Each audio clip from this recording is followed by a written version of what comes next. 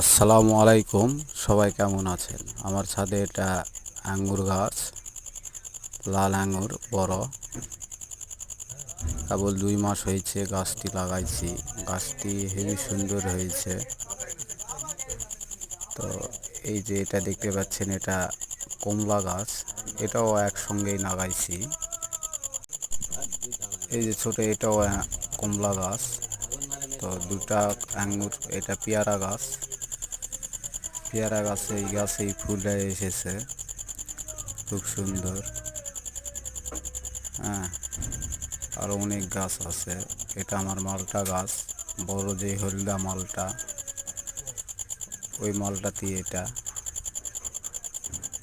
গাছে প্রচুর ফুল এসেছিল, কিন্তু বেশি ফুল আটকে নাই।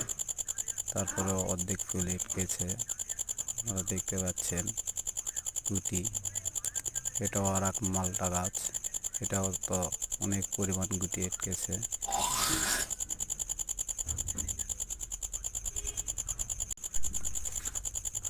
আপনারা সবাই দেখতেই পাচ্ছেন কত পরিমাণে মালটা আটকেছে।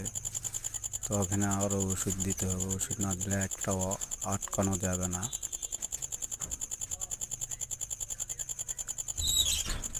এখানে ইউরিয়া, পটাশ এখন ব্যবহার করতে হবে, তাহলে হবে। এই যে পিঁপে গাছ, পিঁপে গাছ ফুল এসেছে,